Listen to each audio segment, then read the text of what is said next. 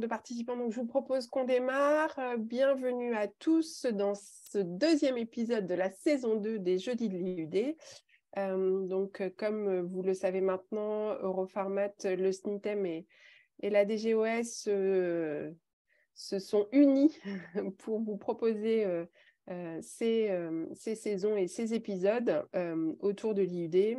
Ce deuxième épisode, après les rappels qu'on a eus la semaine dernière, va aller un petit peu plus dans le vif du sujet et sur le terrain. Alors, pourquoi je n'arrive pas à passer ma slide ? Puisque nous allons avoir des regards croisés entre les établissements de santé, les industriels. Côté industriel, c'est le SNITEM aujourd'hui finalement qui fera la présentation, puisque nous n'avons pas pu avoir Kevin Taylor comme c'était prévu, mais on a préparé les choses en fonction des remontées terrain. Et puis, on aura encore la DGOS qui nous fera un petit témoignage de ce qui est remonté du terrain. Vous pourrez toujours poser vos questions et s'il vous plaît, faites-le par la session Q&R. C'est plus facile à gérer ensuite pour pouvoir y répondre. Bien sûr, vous retrouvez tous les diaporamas sur le site internet d'Europharmat, mais aussi les vidéos sur la chaîne YouTube d'Europharmat. Et d'ailleurs, l'épisode précédent est déjà disponible, nous a dit Anne-Lise tout à l'heure. Voilà pour cette introduction. Donc, c'est Anne-Françoise qui va commencer par nous présenter l'expérience du CHU de Lille. J'enchaînerai. Et puis, Guillaume Descottes de la DGOS finira la session avant qu'on prenne le temps, comme la dernière fois, d'échanger avec vous à partir de vos questions, comme je vous l'ai dit, dans le Q&R. Anne-Françoise, j'arrête le partage pour que tu puisses partager ta présentation.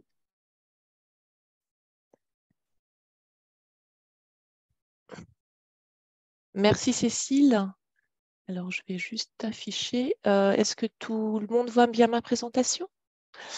Eh bien, bonjour à toutes et tous. Donc, le regard croisé commence par le regard d'un utilisateur. Rapidement, où en est-on sur la cartographie applicative au CHU de Lille ? Vous voyez qu'on a deux gros logiciels, qui est la GEF et logiciel de traçabilité. Qu'hélas, à Lille, nous n'avons pas de référentiel produit qui nous permettent d'alimenter notre base de données. Pour autant, nous avons déjà intégré l'IUD-ID et IP au niveau de notre logiciel de traçabilité, en cours de déploiement de remontée de l'IUD-IP de façon informatisée vers la commande sans pour autant le remonter encore à Hospitalis. De notre logiciel, nous remettons bien un document de traçabilité au patient en orange parce que certaines interfaces vont être développées et nous pourrons apposer dans les prochains jours l'IUD-ID. Par deux logiciels qui sont HMBlock et à tout cœur une remontée dans le DPI, en cours la remontée de l'IUD-ID. Et là, ça aujourd'hui, pas du tout d'interface avec le DMP.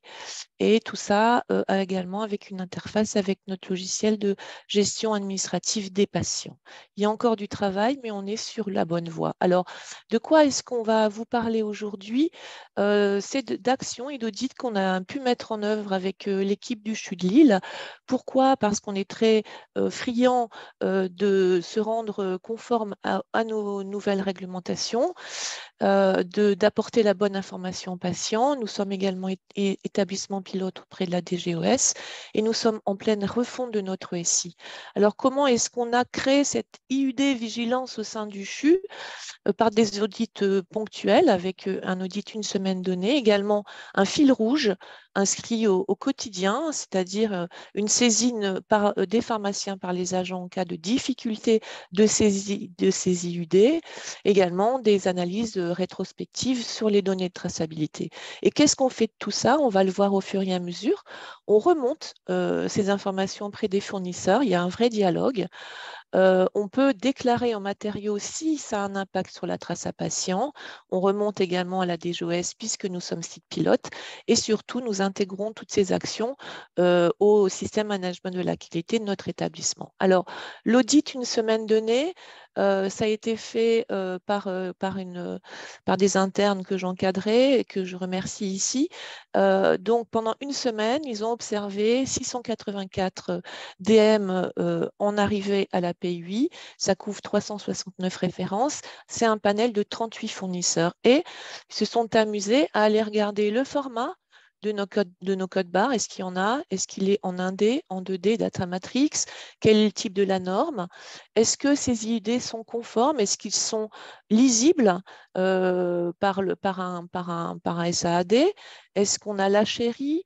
Est-ce que la syntaxe des normes est respectée? Également, quelle est la part attribuable à des erreurs humaines dans la non-interprétation, non-inclusion de ces IUD, quelle est la part du logiciel? Parce que effectivement, on peut avoir une difficulté d'intégration due au logiciel et quelle est la cohérence entre toutes les informations qu'on peut trouver sur le conditionnement encodé dans notre IUD, sur le HRI. Alors, premier résultat, c'est qu'on constate qu'il y a plusieurs formats, parfois plusieurs normes sur les conditionnements. On pense que, d'après nos observations, on est en train de migrer également de la norme HIBCC vers la norme GS1. Donc, pour 49% de nos conditionnements, on a effectivement le code 1D qui existe, 48%. 49% où on a les deux qui existent sur nos conditionnements et pour l'instant, le data matrix seul reste rare. Également, on constate que le GS1 est très leader sur le marché avec une coexistence pour 11% de nos implants des deux normes sur les IUD. Alors, quelle question ça suscite? Et là, une question qu'on posera effectivement à Cécile. Pourquoi est-ce qu'il y a plusieurs identifiants? Pourquoi il y a plusieurs normes? Puisque nous, dans le quotidien, ça peut nous causer souci, à savoir qu'on doit saisir les données entrantes, les transmettre au service qui doit lui compléter ces données et il faut qu'il y ait une cohérence dans l'IUD qui est lu en réception et l'IUD qui est lu au niveau du bloc pour être certain qu'on utilise le même support d'identification. Alors, sur effectivement après les causes de non-interprétation, c'est-à-dire que le code barre existe, il peut être normé, il peut être conforme, mais il n'est pas intégrable. Alors, il y a en grande majorité, vous voyez ici 55% des fois, où c'est un problème inhérent au logiciel. Des erreurs humaines, mais également des problèmes inhérents aux fabricants, aux fournisseurs. J'entends par là des codes barres trop longs qui ne peuvent pas être saisis. Ça peut être des emballages qui font que le code barre est caché. En ce qui concerne la conformité, alors on peut être très assuré parce que la grande majorité des IUD sont conformes. La plus grande raison de ces non-conformités, ça reste la non-respect de la syntaxe des normes pour 44 implants. Et c'est surtout quand on analyse de près un non-respect de la norme HIBC qui reste quand même une norme difficile à comprendre. Pour 5 cas, on a l'absence de HRI et un seul DM ne comporte aucun identifiant, aucun code barre. Une très bonne nouvelle, c'est qu'on a une cohérence à 100% dans ce qu'on a pu voir dans les informations entre l'étiquette, la chérie et l'IUD. Alors, question qui est posée ici, c'est non-conformité de la norme. Pourquoi? Quelles sont les raisons? Est-ce qu'il y a effectivement une difficulté d'appropriation des connaissances de ces normes côté industriel? Alors, donc là, on a parlé de l'audit sur une semaine donnée. On va maintenant faire des petits focus, des cas d'usage de ce qu'on observe au quotidien, en passant du plus simple au plus compliqué. Ici, vous voyez un implant où l'emballage rend illisible l'IUD qui est pourtant totalement conforme et ça oblige à une saisie manuelle et donc un risque d'erreur. Ici, un implant où l'IUD également est complètement conforme, mais nous n'avons pas de HRI qui permet effectivement de bien vérifier les informations. un cas concret qui est arrivé, qui est issu plutôt d'un refus, entre guillemets, de prise en compte d'une commande de renouvellement dans le cadre d'un dépôt permanent par un fournisseur, parce qu'il nous disait que nous n'avions pas remonté le numéro de série. Lorsqu'on regarde, le numéro de série est un faux numéro de série qui a été développé par ce fabricant pour pouvoir suivre son dépôt. Donc, ça a été l'occasion de prendre contact avec ce fournisseur. C'est pour ça que ces contacts sont très importants parce que ça fait évoluer les choses pour dire que il fallait lever ce blocage, que effectivement ce numéro de série n'était pas du tout intégré dans les UDID puisque c'est bien le numéro de lot qui est intégré et que ce numéro de série devait être revu et encodé dans nos UD. La question qu'on peut se poser, au-delà du fait qu'au moment de la commande de régule et de réapprovisionnement, ça peut poser des soucis, c'est que va-t-il se passer en cas de rappel de lot? Est-ce que ce numéro de série fera partie de ce rappel de lot et ça pourrait nous poser des difficultés? Donc, là, le point positif que je verrais à ça, c'est une réelle pédagogie, un vrai partenariat pour faire évoluer les choses. Un autre exemple, une coexistence entre du 1D, du data matrix, deux normes différentes. Donc, ça va poser la question effectivement de lequel faut-il saisir. Mais ce qui est un petit peu ennuyeux, c'est que le 1D est non conforme, non-respect de la syntaxe de norme et non intégrable à nos logiciels, si ce n'est sur des paramétrages manuels. Et donc, également, on peut se dire que on voit qu'en fonction des acteurs, certains acteurs de la chaîne de traçabilité vont avoir des lecteurs 2D, d'autres pas. Et donc, ça peut porter à confusion. Ce qu'on peut effectivement ici poser comme recommandation, c'est d'investir. Alors, c'est parfois compliqué, mais investir sur les douchettes 2D, privilégier ce data matrix, puisque quand on observe de près, ça reste effectivement celui qui reste le plus conforme. Ici, un exemple également de full 2D, de full data matrix, mais de la même façon, deux normes différentes et des informations différentes. Ici, on a effectivement un IUD complètement complet et intégrable et persiste encore des identifiants, ici sous un autre format. Ici, la référence, ici le numéro de lot et la DLU n'est pas encodée. Donc, lequel faut-il prendre? Ça peut être source d'erreur sur l'ensemble de notre chaîne. Alors ici, ce n'est pas tant l'IUD qui n'est pas conforme, c'est la différence des informations qui sont inscrites sur le conditionnement avec un numéro de lot. Ici, vous voyez un numéro stérile lot. Et ce qui est encodé par l'IUD, ça va être l'ensemble de ces deux informations.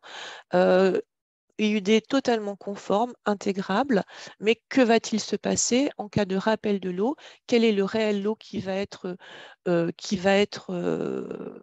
envoyé, demandé aux établissements? Donc, là, c'est une non-conformité entre les informations de la chérie et puis les informations inscrites sur l'étiquetage. Alors, on finit par le cas le plus complexe, j'allais dire le plus amusant, c'est que sur ce cas d'usage, vous avez X supports d'information. Ici, vous avez un QR code qui porte l'IFU, un EAN, un ancien EAN, et un IUD en 1D et en 2D, sachant que donc lequel faut-il le prendre, et à une non-conformité, non-respect des normes sur cet IUD-ID, puisque le fournisseur a encodé, embarqué la référence de son produit, ce qui est complètement non conforme. Alors, ce qui est amusant, c'est qu'au cours du contact avec ce fabricant, le premier contact, c'était le commercial et qui a dit il n'y a aucun problème, il faut utiliser l'EAN. Par contre, quand on a eu son N plus 1, le fournisseur a complètement pris en compte cette déclaration, a voulu qu'on fasse un inventaire et fait rassurance et que ça concernait 2 implants. Il y a eu un petit retrait de l'eau et pour les futurs cas, il n'y aura plus de problème. Il a bien compris qu'il fallait revoir sa façon d'encoder les informations. Alors, voilà des cas d'usage, des audits, et puis il reste quand même des questions dont j'aimerais qu'on puisse avoir éclairage par Cécile. On voit bien l'intérêt de ces analyses, mais il faut bien cibler la bonne personne à qui on les transmet. Donc, quel est le bon interlocuteur au sein de nos sociétés des fournisseurs? On a ce gros souci de mise en œuvre des échanges de données. Alors nous, chez nous à Lille, vous avez vu qu'en plus, on a la malchance de ne pas avoir d'intégration de référentiel. Mais pour autant, quelle part les fournisseurs peuvent-ils prendre là-dedans et comment peuvent-ils nous aider? Alors, je donne quelques exemples. Dans l'arrêté de septembre 2021, il est bien question qu'on doit gérer les informations de traçabilité pour les dépôts temporaires de la même façon que les dépôts permanents. Comment demain est-ce qu'on va pouvoir intégrer de façon automatisée par échange de données au moment de la livraison de nos dépôts temporaires toutes ces données dans nos systèmes d'information? Est-ce qu'il pourrait y avoir des échanges de catalogues, des échanges de fichiers, des ADV qui porteraient l'ensemble de ces informations, si tant est que nos systèmes d'information sont capables de les intégrer? On a énormément de ruptures, des substitutions de la même façon. Comment imaginer un dialogue, des informations plus avant avec transmission des informations? Alors, l'arrêté nous demande de remonter ces IUD auprès des fournisseurs dans la commande. Et quelles sont les attentes vraiment des fournisseurs par rapport à ça? Est-ce que c'est important pour eux? Dans l'arrêté, on nous demande également d'avoir toute l'administration de données de nos fichiers avec la nomenclature en vigueur et le MDN. Où en sont nos industriels par rapport à l'intégration de cette EMDN? Est-ce qu'on va vers un numéro de série systématique demain avec cette IUD qui se développe? Est-ce que demain, l'IUD-ID va remplacer la référence dans le dialogue qu'on pourra avoir avec les fabricants? Autre question autour de l'information patient. L'arrêté de septembre demande que les informations jointes au dispositif implantable par le fabricant mentionné au 1 de l'article 18 du règlement soit transmise par tout moyen qui permet un accès rapide aux dites informations. Donc, je renvoie la balle et que ce soit le fabricant qui puisse apporter ces informations. Comment est-ce que c'est compris, comment c'est mis en œuvre du côté fabricant pour qu'on puisse nous relayer facilement l'information à nos patients? Et enfin, on voit dans la traçabilité, la mise en œuvre de la traçabilité, le développement dans certains établissements de la traçabilité passive par super RFID. On en parle à droite à gauche. On en a parlé dans les généralités. Guillaume en a parlé de l'épisode 1. Où en sont les fabricants? Est-ce que c'est quelque chose qu'on doit développer dans nos établissements? Donc voilà, dernière question. Il y en a bien plus, mais on s'est concentré sur les questions les plus simples et les plus récurrentes. Et j'attends avec impatience les réponses de Cécile à ces différentes questions du vécu et de nos réflexions.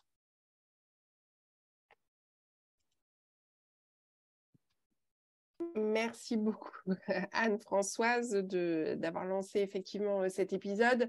Je pensais le dire au début et je l'ai oublié. C'est un épisode qui va poser beaucoup de questions, qui va apporter certaines réponses, mais on n'est pas sûr d'avoir encore toutes les réponses et je vais pouvoir l'illustrer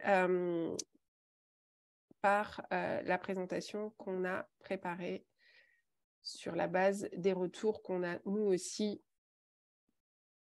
côté industrie. Donc, vous voyez bien ma présentation? Oui. Alors, quelques rappels et pourquoi je commence par Eudamed. Je commence par Eudamed, on vous a présenté la base la dernière fois, parce que vous l'avez compris, dans Eudamed, on enregistre non seulement le code IUD, et on reparlera de comment on codifie et comment on suit la norme, mais on enregistre dans l'IUD, dans le module IUD, le code et tous les attributs, toutes les informations qui vont avec et qui ont de l'intérêt, évidemment, bien sûr, dans la vie de l'IUD à travers toutes les étapes. Cette base de données qui est encore en construction, puisque vous pouvez le voir, il y a 3 modules qui sont ouverts et qui sont d'utilisation volontaire, celui sur les acteurs, celui sur l'IUD et les dispositifs justement, et celui sur les certificats. Mais qu'on attend encore 3 autres modules pour en plus avoir pour l'instant estimé à Q2 2024, une version minimum viable product. Donc, ça veut dire c'est le minimum pour que la base soit viable, mais ça ne veut pas forcément dire qu'elle sera optimisée en matière d'utilisation, notamment par les opérateurs et les fabricants. Vous voyez que l'obligation d'utilisation des modules, du coup, est reportée au mieux à Q4 2024 pour certains et au pire à Q2 2026, notamment justement sur le module des IUD et des dispositifs. Ce qu'il faut retenir aussi, c'est qu'on a une interdépendance entre les modules, c'est-à-dire que pour pouvoir enregistrer un IUD et ses attributs, il faut d'abord que le fabricant soit lui enregistré dans les acteurs et qu'il ait ce qu'on appelle son SRN, qui est son identifiant à lui en tant que fabricant. Et de la même façon, ensuite, pour utiliser d'autres modules, comme par exemple le module vigilance, eh bien, on aura besoin de l'IUD, puisqu'évidemment, l'idée, c'est qu'on puisse identifier à chaque fois sur quel dispositif, sur quel IUD on a une problématique de vigilance. Et on a eu un certain nombre de retards qui se sont accumulés et qui ont reporté effectivement une base qui normalement aurait dû sortir dans son entièreté et qui finalement sort par étapes et avec une utilisation volontaire. Les attentes des entreprises, elles sont importantes par rapport à ça parce que ça les aide aussi à construire tout leur système et à l'améliorer d'ailleurs et en comprendre toutes les contraintes par rapport à ce fameux IUD et notamment sa lalabilité. J'en reparlerai tout à l'heure. Donc, les entreprises ont besoin de clarté sur les règles de mise à jour des éléments de données et ça, il y a encore du boulot, je dirais. Sur des problèmes associés au point d'accès informatique et notamment le machine-to-machine pour des entreprises qui ont un nombre très, très important de références pour pouvoir remplir en masse la base. Et puis, les spécifications finales de DAMED, même si elles ont été publiées, posent encore quelques questions. Donc, vous voyez que le terrain, il est encore mouvant, ce qui peut rajouter aux difficultés pragmatiques de l'utilisation de l'IUD. EDAMED, en vrai, ça existe déjà et je peux que vous inviter à y aller. Vous avez le lien au-dessus qui vous amène sur une page où vous pouvez aller interroger les fameux 3 modules qui commencent à être remplis de façon volontaire. Celui sur les opérateurs économiques, celui qui vous intéressera le plus évidemment sur les dispositifs et celui sur les certificats. Et vous voyez que quand vous cliquez sur celui sur les dispositifs, vous arrivez sur une page avec des critères de recherche et vous pouvez commencer soit parce que vous avez un nom de fabricant, soit parce que vous avez un nom éventuellement de produit, soit même que vous avez un IUD. Vous pouvez interroger la base pour y avoir accès dans sa partie publique. Alors, la question de la stabilité de l'IUD est un grand sujet puisque on a commencé un petit peu à l'aborder à travers l'épisode 1 et ce début d'épisode. On peut avoir une modification du code IUD sans avoir forcément une modification importante du produit. Et ça, c'est dû au fait que réglementairement, c'est dans le règlement, un nouvel IUD-ID est requis chaque fois qu'une modification est susceptible de susciter une erreur d'identification et ou d'ambiguïté de traçabilité. Donc, il y a des sujets, évidemment, ça paraît évident, si le dispositif passe d'un conditionnement stérile à un conditionnement non stérile, ou était étiqueté comme étant à usage unique et ne l'est plus, c'est un changement de produit. Donc, ça paraît assez logique qu'on puisse avoir un changement d'IUD. Par contre, on peut avoir des choses un petit peu plus subtiles et notamment quand on a des changements dans les organisations des entreprises, on a l'obligation de changement de SRN du fabricant, ce qui oblige à des changements d'IUD alors que le produit peut être resté le même. De la même façon pour la gestion des IUD de base. Donc ça, c'est un vrai sujet qui embête aussi d'ailleurs les entreprises parce que, notamment dans EDAMED, l'historique, le lien entre les IUD d'un même produit n'est pas si facile pour l'instant et pas si clair, même si en interne, par contre, les entreprises suivent évidemment et ont l'historique et la traçabilité sur la chaîne d'IUD pour un même produit. Alors, par rapport à toutes les questions qu'a posées Anne-Françoise, on a essayé de rassembler quelques éléments de réponse, et je dis bien quelques parce qu'on n'a pas les réponses à tout. Sur ces fameux standards, sur cette codification, comment faire? Le règlement impose que les fabricants utilisent des codes préparés par des entités d'attribution.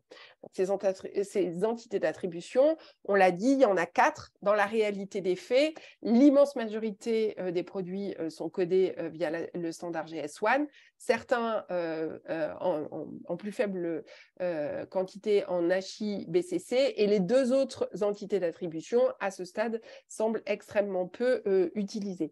Donc, en fait, le fabricant va contractualiser avec une de ces entités et donc va utiliser le langage que lui donne cette entité. Mais c'est bien le fabricant qui reste maître de la construction de son code sur la base du standard.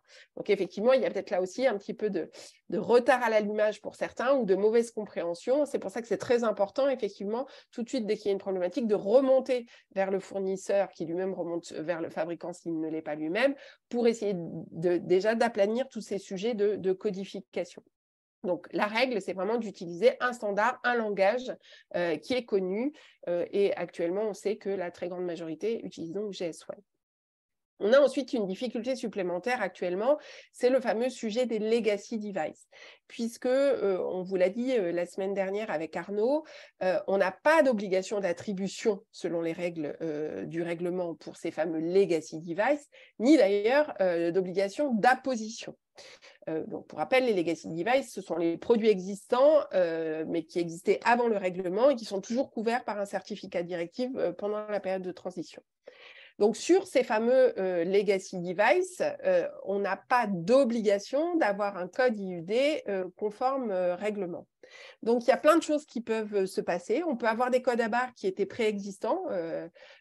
Tu as cité l'exemple, Anne-Françoise, tout à l'heure, des fameux EAN13 d'ACL. Bah, c'est toujours le cas. Et donc, sur des dispositifs MDD, on peut avoir ça.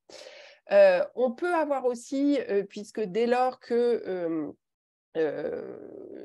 la possibilité est ouverte aux fabricants de rentrer dès à présent leur dispositif dans EUDAMED, et y compris pour les legacy, il y a besoin d'avoir un IUD. Et s'ils n'ont pas un IUD conforme MDR, eh bien, il faut qu'ils le génèrent à travers la base d'EUDAMED. Et c'est ce qu'on appelle ces fameux pseudo-IUD ou ces EUDAMED ID. Et dans ce cas-là, vous les reconnaissez parce qu'il y a un D devant avec des chiffres derrière. Donc, normalement, ils n'apparaîtront pas sur les étiquettes, mais si vous demandez au fabricant s'il a un ID, il va vous donner son EUDAMED ID qu'il a généré pour son legacy device. Et puis, évidemment, on peut avoir des fabricants qui sont en conformité en avance au règlement et qui ont décidé d'attribuer des IUD avec les règles conformes au règlement. Et effectivement, dès lors qu'un fabricant utilise un code, il faut qu'il l'utilise correctement. Donc, même sur ces legacy devices, s'il y a des problématiques de code, il ne faut pas hésiter à remonter vers le fabricant pour en discuter avec lui. Donc voilà, en termes de remontée, l'indispensable, c'est sûr, c'est de commencer par le fournisseur ou le fabricant, si vous avez un contact direct avec lui.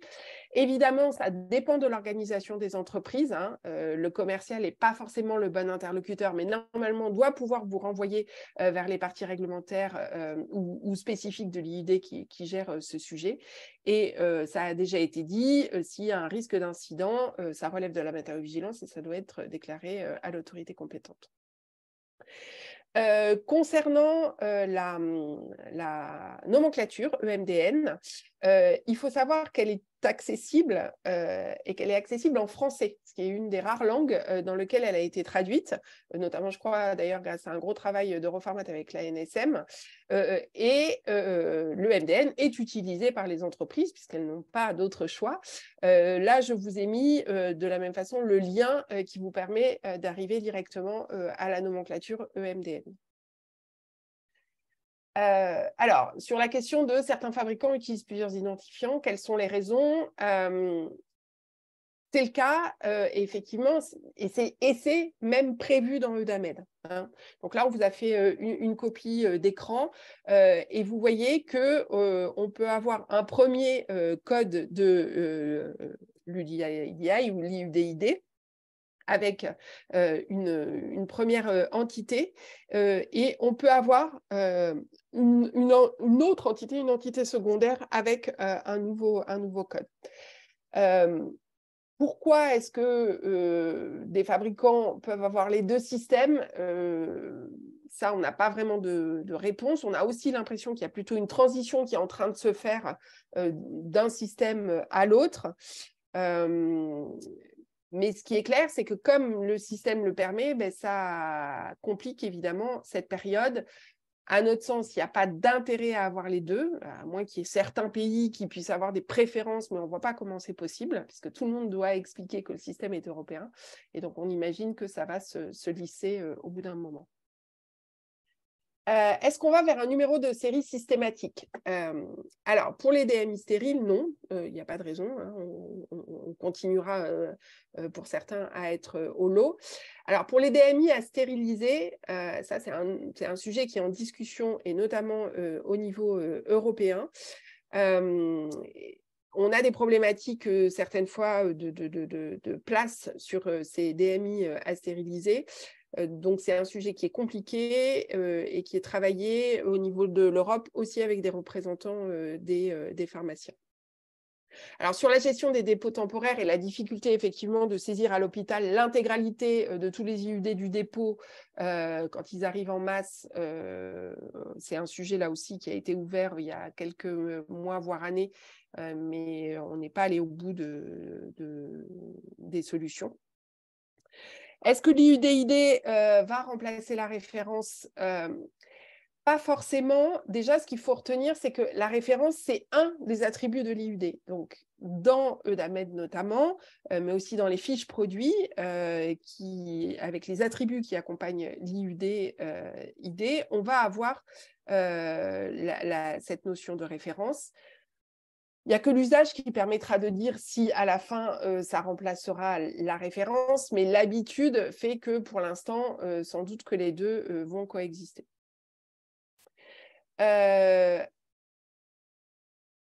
Sur la question de que remonter aux industriels, l'idée, c'est que dès lors que l'IUD existe, il faut le remonter, puisque c'est vraiment la clé qui enlève les ambiguïtés et enlève les difficultés.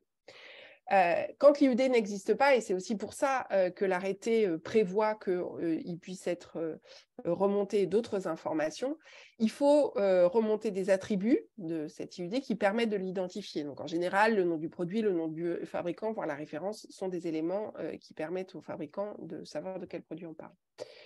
Sur le sujet RFID, les solutions techniques sont développées, donc elles sont plutôt en cours de déploiement. Apparemment, dans certains pays, elles sont d'ailleurs plus déployées que dans d'autres. Donc peut-être aussi que c'est le sujet de l'offre et de la demande, c'est-à-dire que si les hôpitaux sont intéressés par ce système et le font savoir, peut-être qu'il y aura un développement plus rapide de la solution sur les produits. Et j'ai répété la référence, j'ai oublié de l'enlever de la slide.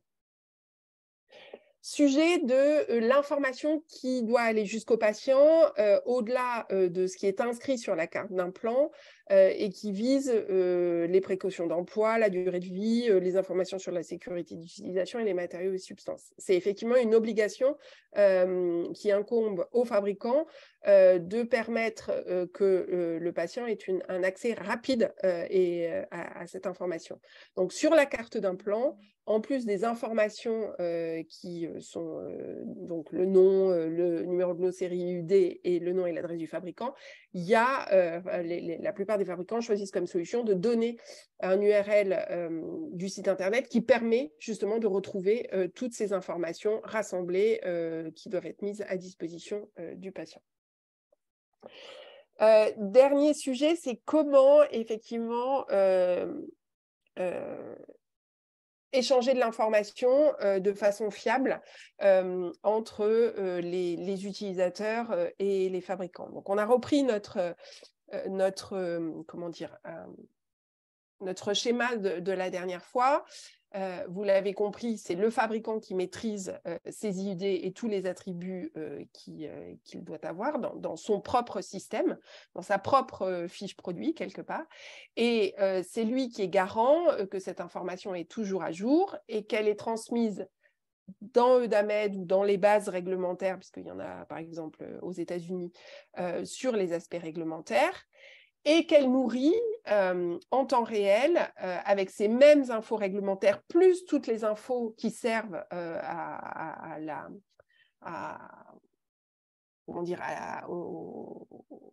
l'utilisation, à l'achat, au suivi, etc., et à l'utilisation des produits dans les hôpitaux. Et une des questions, effectivement, c'est comment faire pour avoir un référentiel commun et sécurisé qui permette l'harmonisation des données collectées, leur mise à jour régulière et la synchronisation. L'idée, c'est toujours de sécuriser, fiabiliser, faciliter. Alors, actuellement, il existe un système qui est là aussi un système porté par GS1 et qui est le GDSN. Ça reste un système qui permet en tout cas de répondre à ces préoccupations de sécurisation, fiabilisation et facilitation. Voilà, j'arrive au bout et je vais pouvoir passer la main à Guillaume avant qu'on passe aux questions-réponses. Alors juste, Cécile, ça c'est les surprises du direct. Je vais juste reprendre la main parce que sur mon diapo, il y a eu un petit souci et je n'ai pas parlé de la labillité de l'IUD. Donc pour rebondir sur ce que tu viens de décrire, je vais juste me réinfiltrer dans la discussion pour objectiver effectivement cette labillité. Alors, est-ce que vous voyez bien mon écran? Ok. Et donc, voilà. En plus des audits que l'on a pu mettre en place, on a objectivé ce changement. Pour ce faire, on a étudié toutes les données de traçabilité parce que je vous ai expliqué que l'on enregistre en fait l'IUD-ID en entrée. C'est l'option qu'on a pris pour le CHU de Lille puisqu'on n'administre pas dans le référentiel produit. Donc, on l'enregistre en réception et cette information suit, après la délivrance, les autres informations jusqu'à la pose au patient. Et ils sont complétés par les données patients, par le chirurgien, la date de pose et la quantité. Donc, on a pu requêter effectivement sur ces données, sur 10 mois, sur les IUD à 14 chiffres, donc le format GS1 normé, sachant que mon système d'information n'intègre pas l'UPN de l'HIBCC. Et ce qu'on a objectivé, c'est que pour 2,6% des références, on a eu un changement de cette IUD-ID, soit un changement, et on peut aller jusqu'à 4 changements pour une même référence. Effectivement, comme a expliqué Cécile, et notre difficulté à nous, c'est de voir comment est-ce qu'on va maintenir nos référentiels dès lors qu'on est obligé, de par l'arrêté, d'avoir dans nos livrets thérapeutiques cette notion d'IUD-UD. Donc, comment la maintenir? Comment est-ce que ça va intervenir dans le dialogue avec le fournisseur? Mais tu as répondu à l'avance, Cécile, c'est-à-dire que si on renvoie l'IUD-ID posé à intenté, est-ce qu'il va être reconnu? A priori, oui, puisque les fournisseurs sont capables d'historiser, de gérer tout ça. Dans notre dialogue avec l'ANSM, en cas de déclaration de matériaux vigilance, est-ce que du côté de l'ANSM, on a cette même faculté à retrouver l'historique de ces IUD-ID? Et un point aussi pour nos établissements, c'est-à-dire qu'on doit déclarer les DM intra-GHS par ces IUD-ID. La DGOS met à disposition un tableau. Est-ce qu'on va avoir effectivement ce tableau? Est-ce qu'il tient compte de ces labellités? Est-ce que ça ne peut pas susciter des non-déclarations à terme? Donc, la solution qu'on a, nous, développée, mais qui est vraiment locale, c'est d'enregistrer cette IUD-ID à la réception et de ne pas aujourd'hui, puisqu'on n'a pas les moyens, de l'alimenter par notre référentiel et notre base de données. Voilà, juste Je me suis mise en sandwich, c'est la magie du direct. Et je vais donner tout de suite la parole à Guillaume. Merci.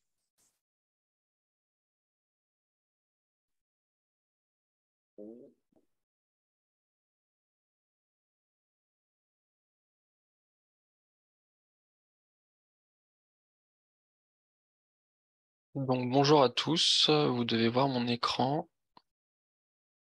en plein écran. Oui. Alors donc effectivement pour ce regard croisé industriel, établissement de santé et des GOS, donc je ne reviendrai pas sur les différentes on va dire les différents retours d'expérience qui ont été présentés à la fois côté industriel et côté établissement de santé. C'est vrai que dans le cadre de la mise en œuvre du système IUD et dans l'objectif d'accompagner les établissements, côté des GOS, c'est vrai que nous avons eu également différents retours d'expérience de la part notamment des établissements de santé. Donc, il a tout d'abord été mis en œuvre une phase pilote donc par nos collègues du Bureau des systèmes d'information de la DGOS. Donc à partir d'un échantillon représentatif d'établissements de santé utilisateurs de DMI. Donc phase pilote vraiment dans le cadre de cette mise en œuvre de l'IUD avec l'informatisation et les questions de système d'information et d'interopérabilité.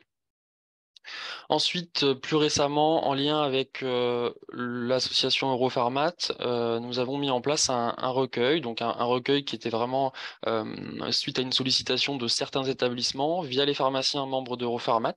Donc l'objectif n'était pas d'être exhaustif, mais de vraiment travailler pour avoir des remontées terrain au sein d'établissements qui, on va dire, sont sensibilisés à l'IUD et puis euh, euh, voilà, avaient une connaissance particulière du système IUD et puis membre d'Europharmat. Donc, dans ce cadre, nous avons eu des remontées qui concernaient les problématiques rencontrées lors de l'intégration de l'IUD dans le système d'information.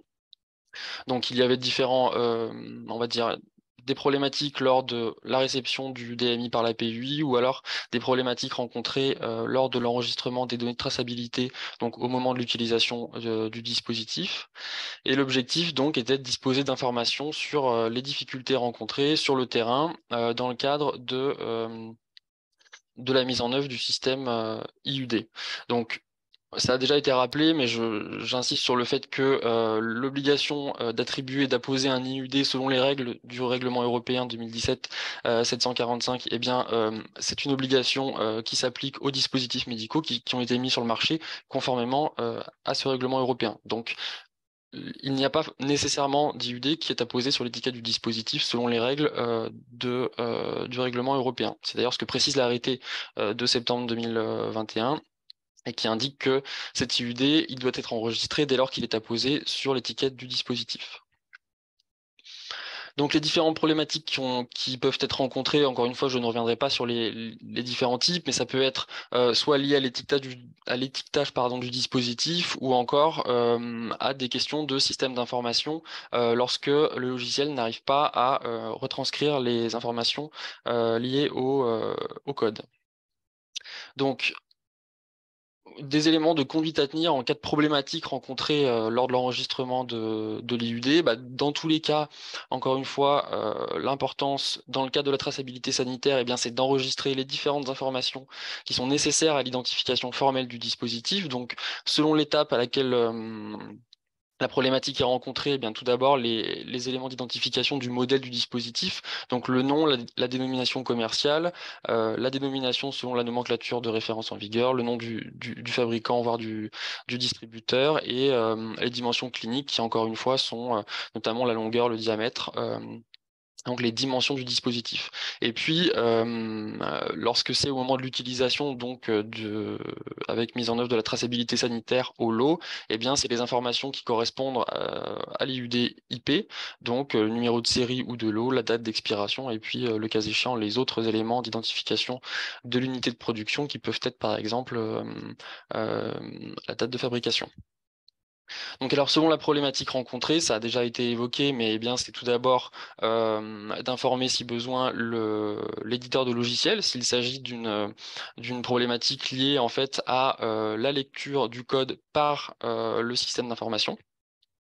Et Cécile Vaugelat l'a rappelé, en cas de problématiques liées à l'étiquetage du dispositif, eh bien, c'est d'informer le fabricant ou le fournisseur.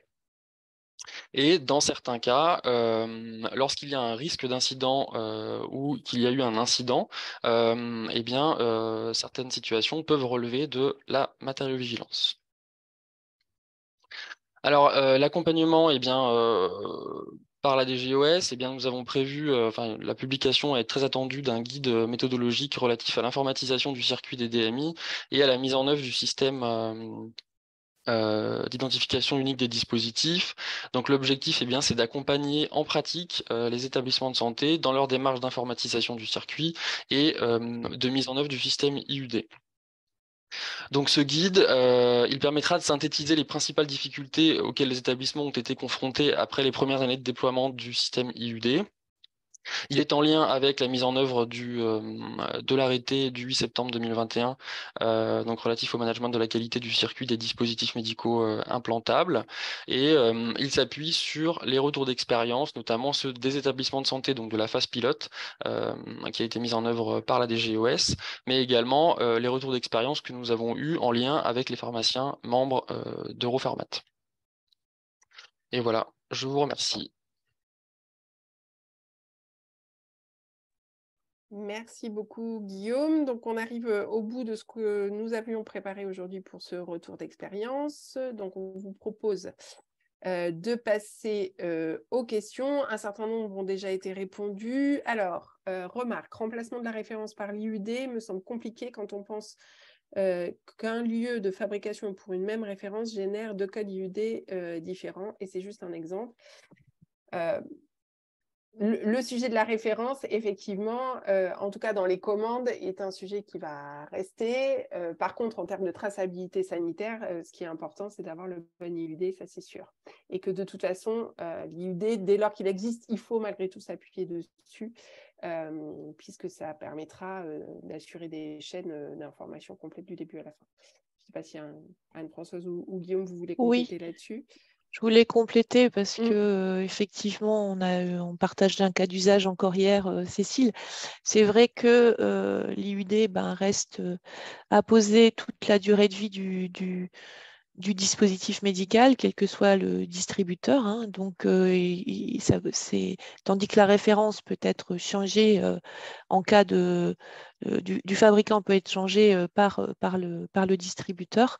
Et il semble qu'effectivement, l'IUD, ça permet de répondre à cette unicité sur toute la chaîne pour contrer, pour nous préserver des difficultés de mise en œuvre de ces références changeantes, puisque dans le décret, il est quand même bien inscrit que c'est la référence du fabricant qui doit être enregistrée et l'IUD permettra de passer outre ces difficultés de changement de référence par des distributeurs. Tout à fait. Alors, sur le MDN, qui est effectivement maintenant la nomenclature est la seule qui est reconnue au niveau européen, et comme l'IUD doit être du coup une pierre angulaire du système, malgré tout, il y a effectivement une passerelle GMDN, EMDN qui est prévue par l'Europe, mais ce n'est pas un sujet complètement prioritaire, hein, évidemment, par rapport à tous les autres sujets. Donc, ça arrivera, mais peut-être que d'ici là, tout le monde finalement se sera mis au niveau système EMDN.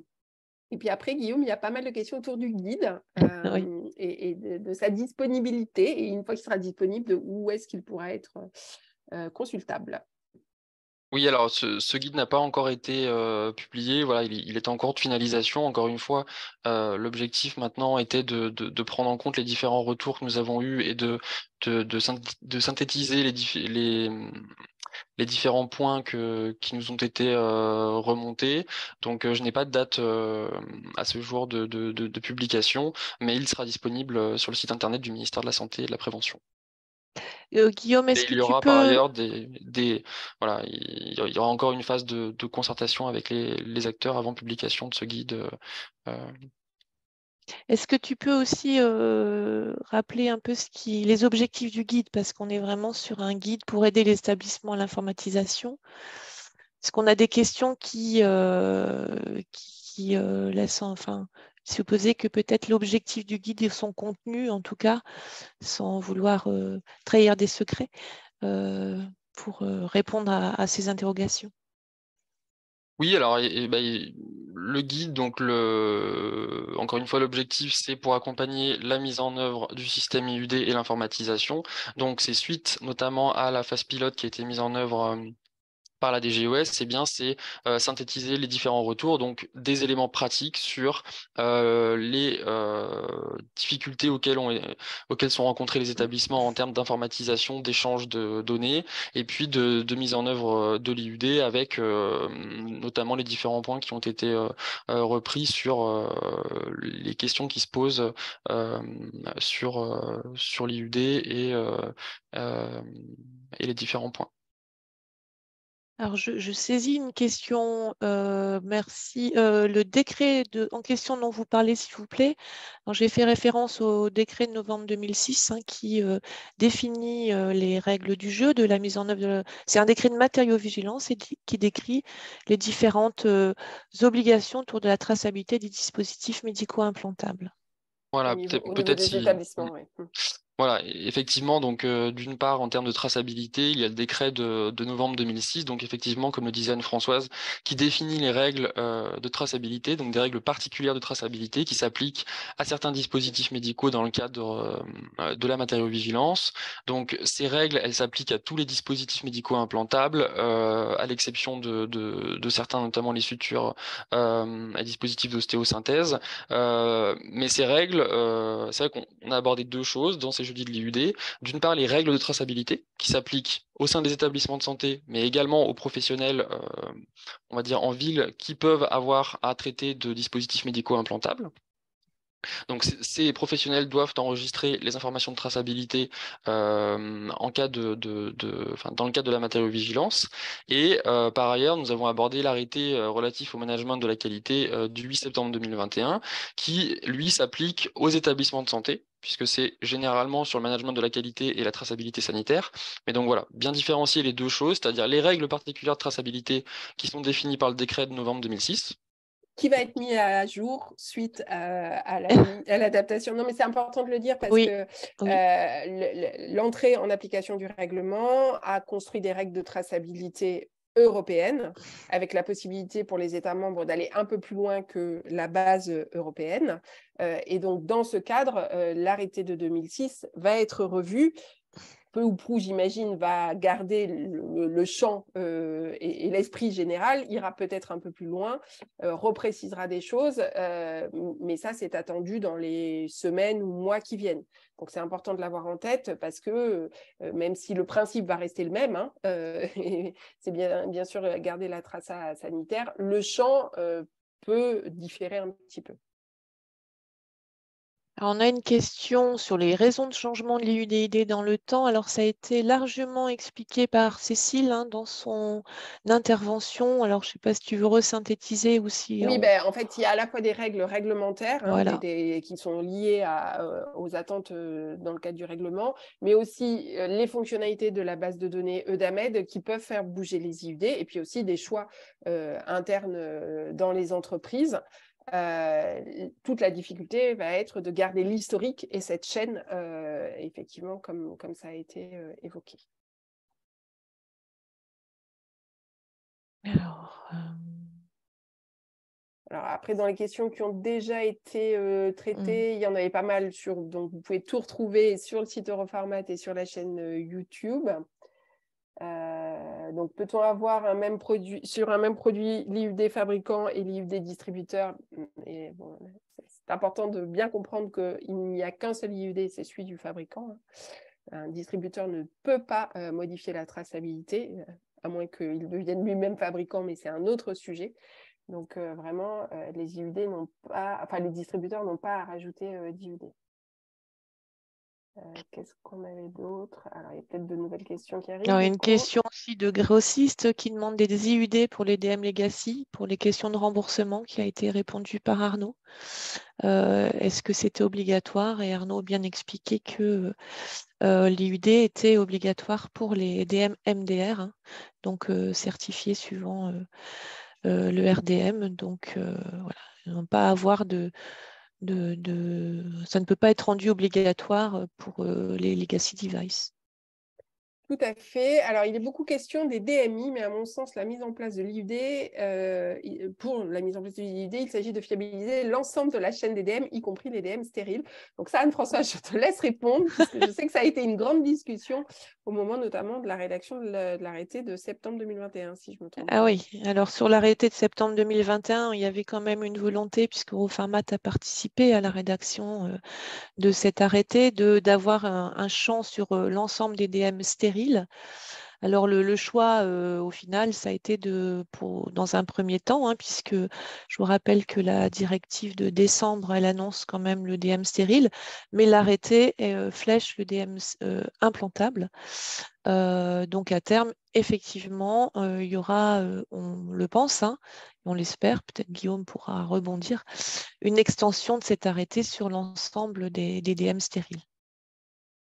Alors oui, peut-être pour compléter, c'est vrai que s'agissant du champ de l'arrêté relatif au management de la qualité, c'est vrai que effectivement lors des concertations, le fait d'élargir à l'ensemble des dispositifs médicaux stériles avait été évoqué. Néanmoins, lors des différents retours, c'est vrai que il a été décidé de pour l'instant limiter au champ des dispositifs médicaux implantables, sachant que encore une fois les règles de traçabilité sanitaire s'appliquent à ces dispositifs médicaux implantables et que dans le cadre du circuit des DMI au sein des établissements de santé, il y avait vraiment cette volonté d'intégrer la traçabilité sanitaire et l'enregistrement de l'IUD à chaque étape. Et par ailleurs, c'est vrai que ça a été évoqué lors du premier épisode de cette saison 2, mais c'est vrai que il y a un calendrier d'obligation d'attribution et d'apposition de l'IUD, voilà, qui est séquencé dans le temps avec une obligation en premier lieu pour les dispositifs médicaux implantables de classe 3 et ensuite un calendrier différent pour les classes 2A, 2A, 2B et ensuite 2025, si je ne m'abuse, pour les classes 1. Et effectivement, par contre, les outils seront déjà présents puisque l'IUD, même s'il est décalé dans le temps, sera disponible sur les étiquettes des DM stériles et pas que des implantables. Et ça, ce sera la suite. Écoutez, il nous reste... alors, peut-on envisager que l'IUD soit finalement un indicateur transmis par le PMSI aux autorités de santé à la place des LPP? Vaste sujet que nous n'aurons pas le temps de traiter en 1 minute, même si ce sujet a là aussi largement été évoqué. Vous avez compris, enfin vous avez compris ou pas, mais avec nos collègues de l'accès au marché du SNITEM, on a essayé de simplifier beaucoup les choses. Pas forcément des choses qui ont été retenues. La bonne nouvelle, c'est que c'est le cas pour les DM inscrits sur la liste intra-GHS, où c'est bien l'IUD qui est tracé justement sur cette particularité. Donc peut-être qu'un jour, on y arrivera aussi pour la LPP. Pour compléter tes propos, Cécile, je vous invite à regarder l'épisode 4, où on pourra certainement avoir des réponses, puisqu'on aura un directeur des finances, un médecin DIM et la DSI, et que effectivement, dans les échanges qu'on peut avoir avec les DIM, on se dit qu'il y a peut-être moyen de travailler ces remontées d'IUD, au moins que les enregistrements par l'IUD puissent s'aider sur les remontées PMSI. Voilà. Mais écoutez, je pense qu'on arrive au bout. Donc, Anne-Lise vient de nous projeter le petit questionnaire de satisfaction et on vous remercie beaucoup. Vous voyez, c'est très rapide d'y répondre. Ça nous permettra de nous améliorer pour les prochains épisodes, voire la prochaine saison. Puisqu'on parlait de la saison 15 tout à l'heure. Donc, on ne sait pas si on ira jusque-là, mais en tout cas, l'idée, c'est de continuer à partager avec vous. Donc, merci beaucoup de répondre au sondage.